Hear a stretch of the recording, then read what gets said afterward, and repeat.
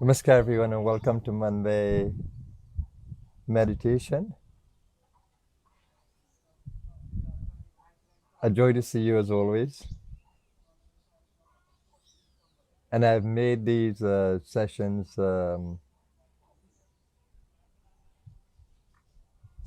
meditation that we can be more absorbed in the practice, and not just the theories, not just the principles, but the practices.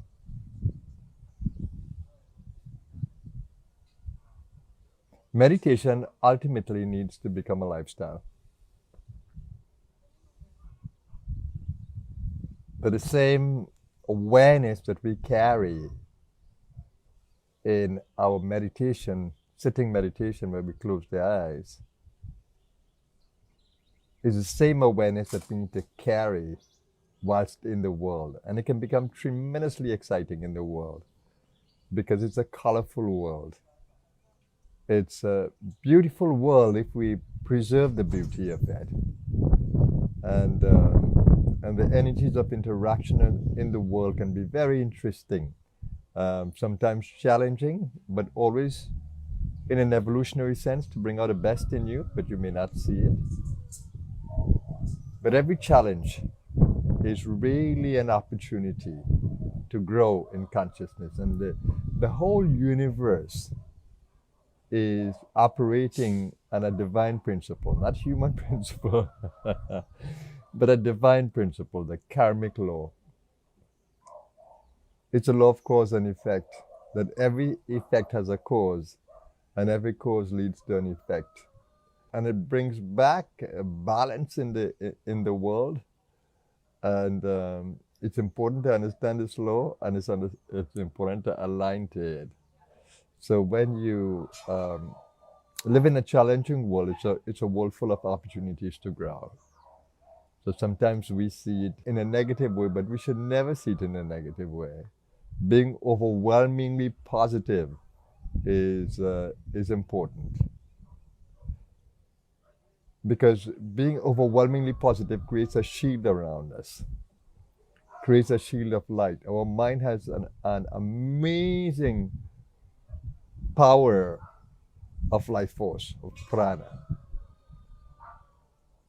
Just to hold anything in that mental field of positivity is to create a vibration that influence whatever you hold in that field.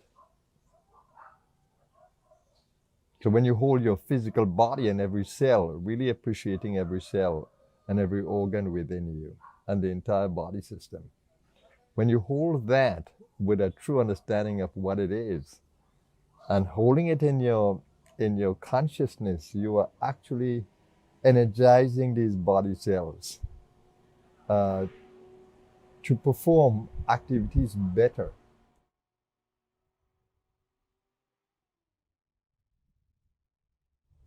So as I speak to you, I speak from that awareness, that meditative awareness. It's the same awareness that I will have in the sitting meditation, but the only thing that I do, I move the pranas throughout my body, because I love to sustain the body or energize the body during my sitting meditation. That's for me, the big value of it. Or I can just spread waves of energy into the space when I sit.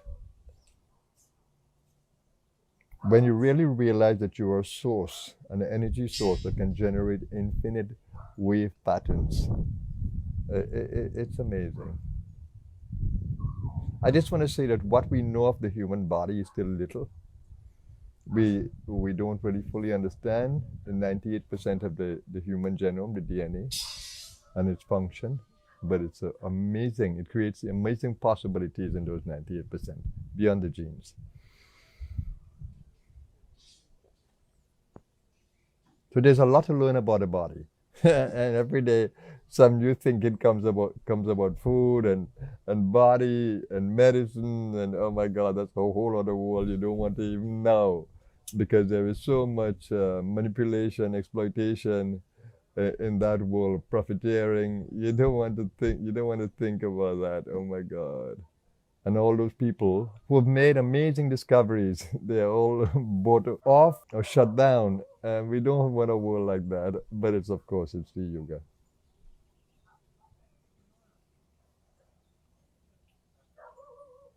So we don't want to get caught there. We want to get into the practices that build our immunity, increases our personal magnetism, build mental strength and clarity, build emotional strength. Those are the practices we want so that we can weather the storm of this life. And the most beautiful thing is that I'm in a place where I can share the field with you, not just to offer you words, communication, and trying to impart teachings. No. I can spread the energy into the space. We all have the power to do it. To spread the energy into the space through the energy system that we have, that we are gifted with, the subtle energy system. Share the energy, and that's what I do in the meditation. I share it with you all, no matter where you are. That's what I said on Sunday. On Sunday, I tried to get you to take a deeper look at well-being, to take personal responsibility for it, and to really respect the whole holistic way of thinking. That the mind is the most powerful field, the emotional supports it, the gut supports it, and the internal anatomy of chakras all support that mental field. So the ego operates in the mental field, and the ego is the guide. The ego is a product of the mind, and the ego is the guide. So you need to use the ego, and you need to really respect and appreciate what an ego is. If I may say a few words here, the ego is what gives us that power that personal power in the play, to act, to think, to feel, to intend, and to manage the play. So the ego is necessary. The ego is the player, but the ego is not a final word, right? Because the ego is operating in a karmic play. The ego is governed by these laws of karma. So you need to really appreciate that the ego is you, your persona, what you have adorned for this play, in an energetic sense and physical sense. So when we identify with the body, we have the human ego, because we identify with the body. We integrate our energy system with the physical body, and so we have this human ego. And some of us are able to detach from the human ego and come into the more spiritual ego, the more energetic ego. But even there are challenges of good and bad, of negative and positive, of duality. So we have to really appreciate that the ego operates in a multidimensional way. And so we need the most important thing is being able to witness your ego. If you can't witness your ego, how are you going to grow? Because you're hopelessly caught in the ego plays, in the blame game, in the feeling sorry for yourself, self-pity. And you don't want those things. You want to transcend the ego. You want to go beyond the ego, yet valuing the ego. That's what I do. I value the ego. I love my personality. And I change my personality when I need to.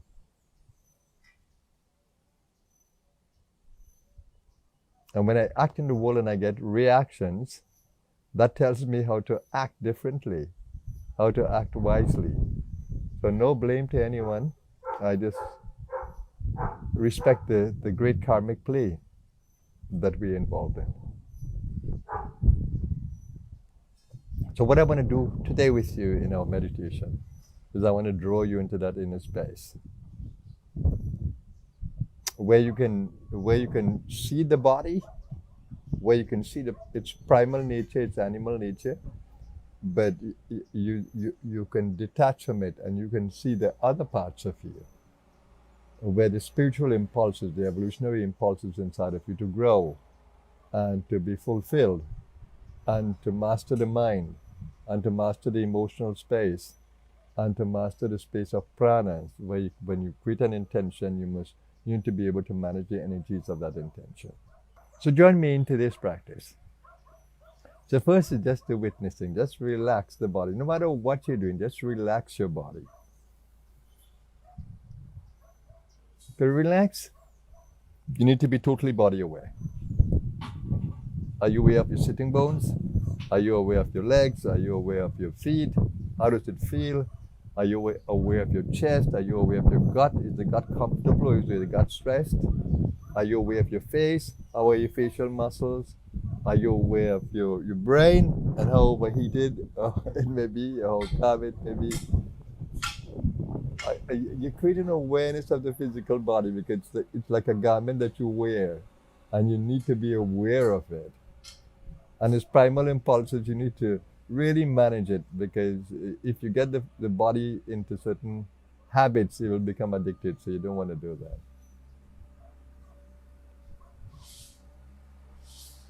So create that body awareness and do it lovingly because you have love as an addition to that mental field.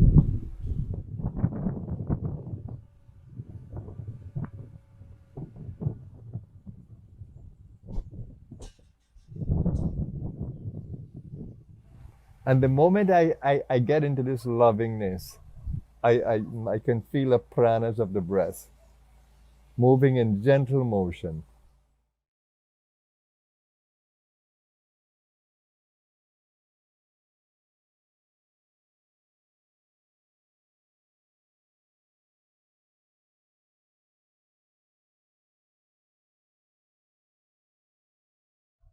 Now, what I'm doing here is that I just enjoy the ecstasy of prananapana.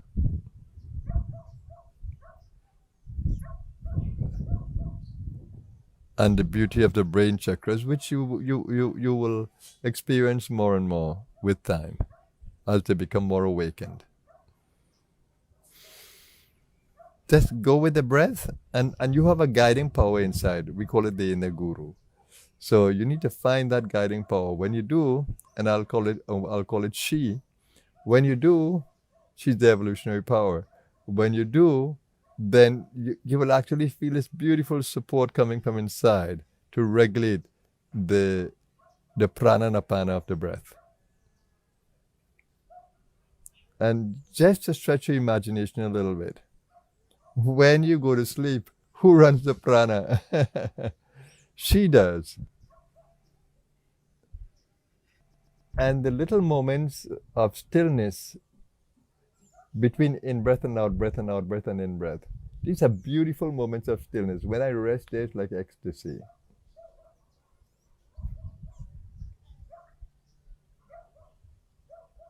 I can feel that the prana strengthens the body in those moments because the breath is held.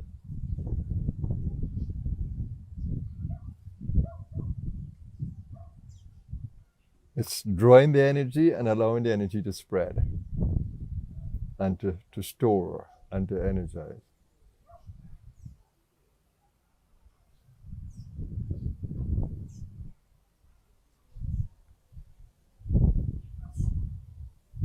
Now you can do this with me whether eyes are open or closed. But if eyes are open, enjoy the beauty of your space.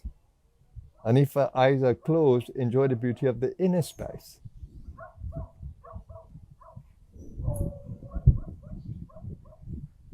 Always see beauty in any space. Like some of us when in the winter, right? Those of us who live in winter countries, some of us we appreciate that winter.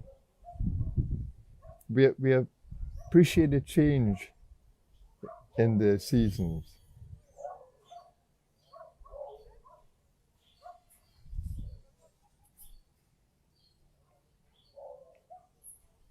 And just a reminder to you of a biblical statement.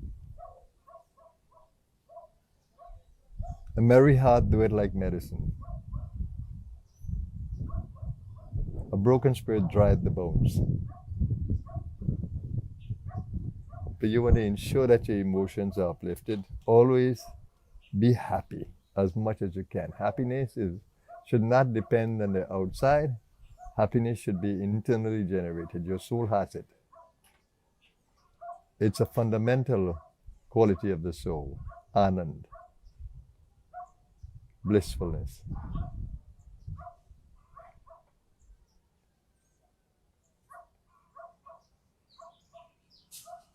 Now observe your body very carefully, whether you need to bring in more oxygen or whether you need to just stay with the subtle breath. The subtle breath is the pranapana.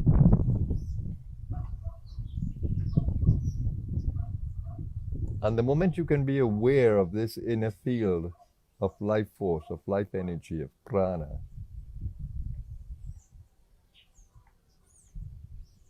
and can be aware of the chakras that open up with your spiritual awakening and growth. Chakras open up in the field of light.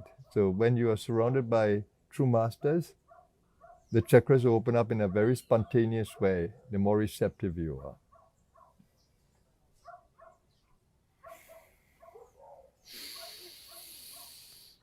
So sometimes I like to nourish the body when I'm doing the subtle pranayama for a while. I know the oxygen level will drop.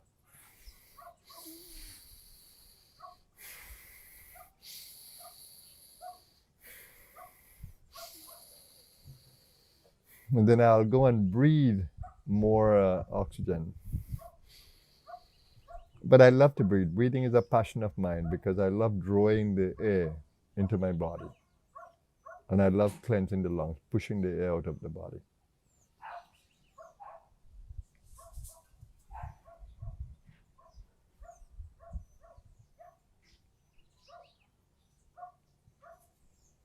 And if your mind is busy, as the mind can be when you are preoccupied with different things, just bring a mantra in the mind for the moment. And the simplest of mantras is Om. Om. This is sound. And if you want to add a concept to that, then the Soham. You breathe into the infinite existence and you breathe out to the body and the physical world. That's the Soham. Breathing in to infinite existence and breathing out to the body and to the physical world.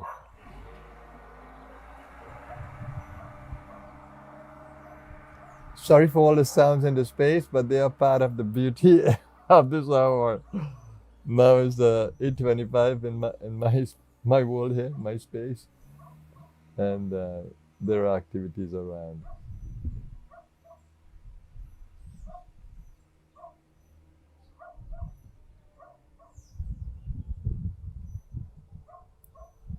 But when I listen to the sounds in the environment, the dogs, for example, they get my love.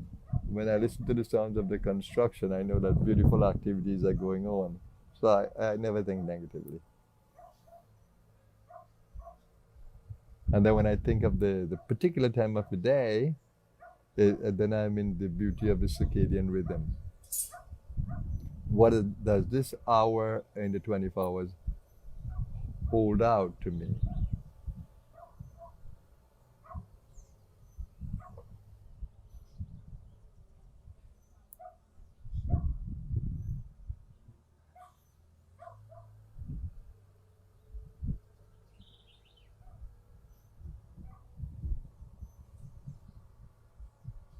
So if you're connecting with me, you'll feel the beauty of the inner space, of my space, your space.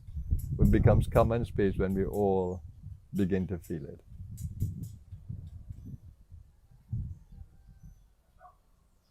So thank you for joining, everybody. I love when the numbers grow because it means that wherever we are energizing that space as well. And those of you who are connected with me, because you have met me or you feel in sync with me, then we are co-creating together an amazing field that nourishes the body, that opens up the consciousness field, and that extends this beautiful energy of peace, love, and harmony in the environment. If any plants are around you, they'll be influenced by it. And I have beautiful orchids around me.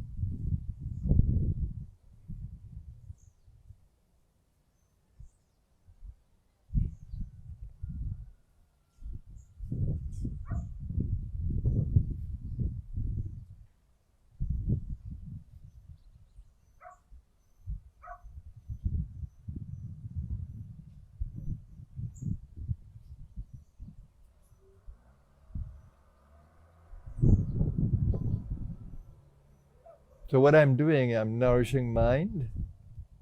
Mind is very peaceful, very positive, very balanced, very communicative, very expansive. Heart is loving, harmonious, in acceptance of the beautiful karmic play.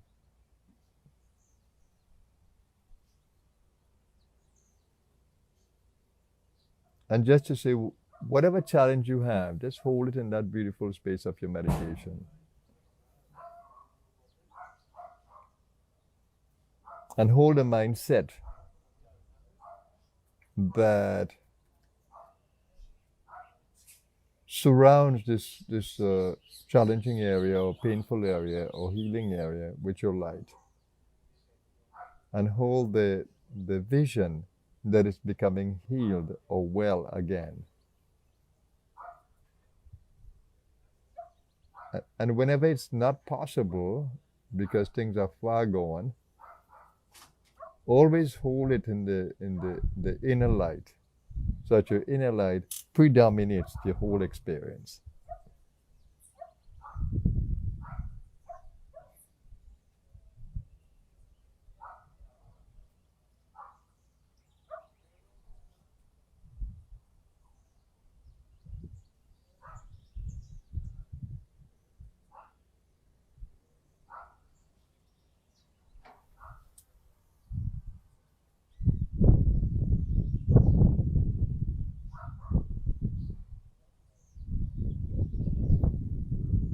And here now I'm going to extend my awareness down the spinal column. I've already been aware of the spinal column, but I'm just going to give it more attention.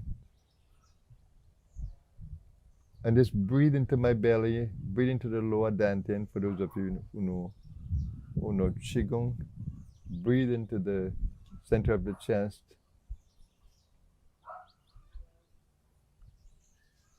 And breathe into the throat, going up to the center of the eyebrows.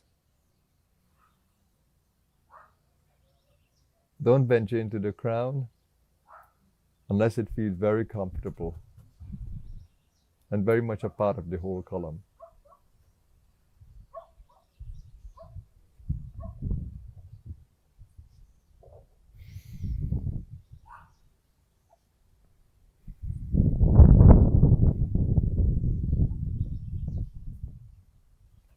I want you to know that I'm holding you because I can feel you in my non-local consciousness, which I'm operating in. I can feel all of you.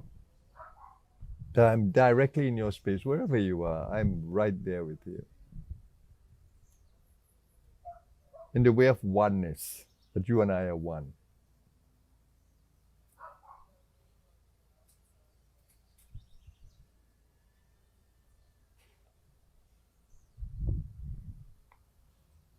And that can be more powerful than the physical, because even when we come into physical contact and we close our eyes when we're together, the power is so much greater in terms of communication. I remember in meeting Swami Muktananda, my guru, oh my God, I couldn't figure out how to work with this physicality. But the moment I closed my eyes, I could feel so much more connected to him and to the Kundalini power. And that was awesome. And that governed the rest of my stay with him in India.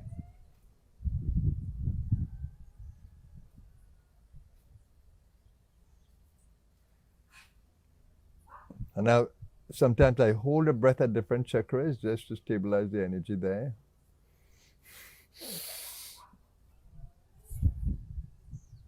Or I might bring in a little more of the gross breath to feed that particular chakra.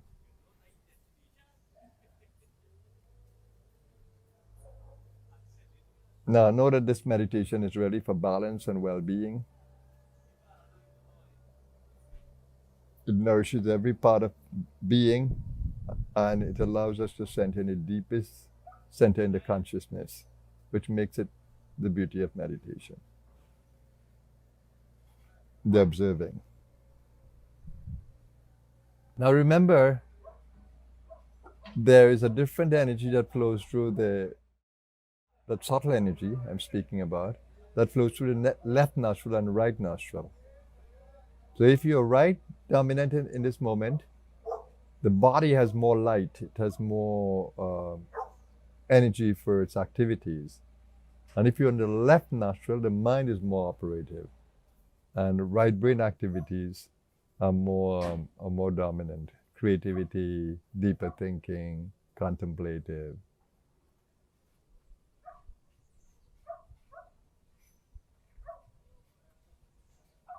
And the important thing is to balance the breath. So when you see me moving my head from one side to another, it is because I'm breathing through different nostrils.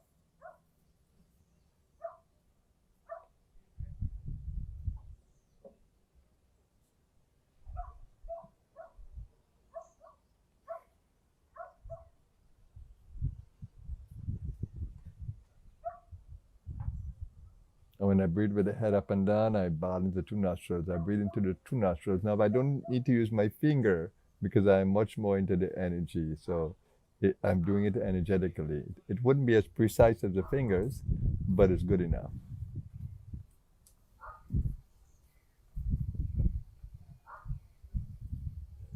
Now, the beauty of this is that it brings hunger in the body. It brings thirst. I can recognize it. It brings, it reduces the stress big, big, big time. And of course, I know that it is stimulating neurotransmitters throughout the whole nervous system.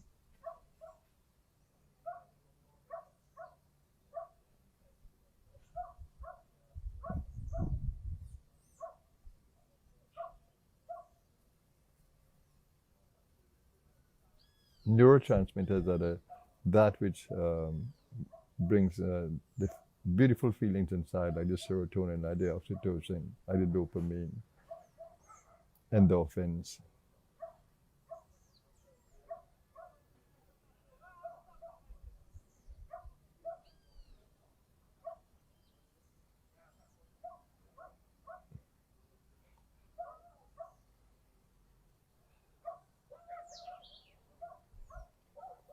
Okay, everyone, I'm going to conclude this.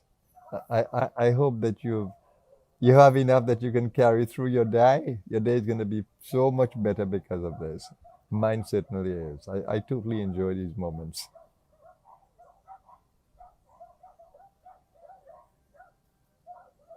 Because I can be with you in the inner space.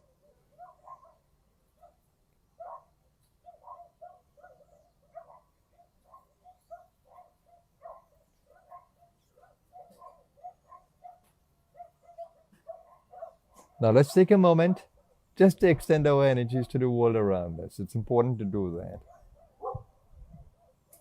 So all the spaces that you think about, whether it's Ukraine, whether it's some part of Africa, whether it's United States, whether it's midterms, whether it's parts of the world that you've been observing, just extend your energy there. And of course, to the climate, let's extend our energies to the living world, the trees and the plants and the animals and the people who work with the environment. Let's strengthen them, and let's bring more light to the environment that will dispel darkness. So let's come into that space of lovingness, expansivity in the mind. Hold your pets there, your plants there, the world there, and all those people who are working for a more sustainable world.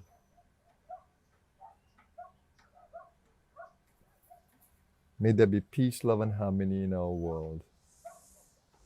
May humankind coexist harmoniously with all of life. May humankind protect and preserve the environment.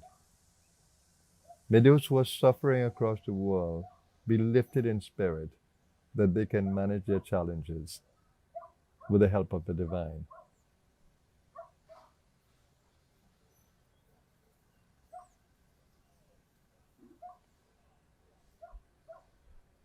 May we thrive. May we grow in strength. May we grow in wisdom through the karmic play. May we grow in understanding that we can see all challenges as opportunities for growth.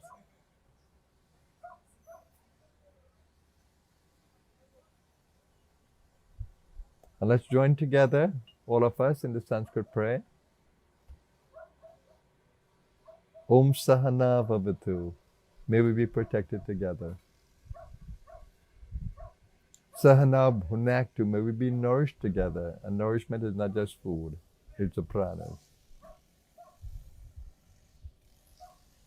Sahaviryam Karavavahe.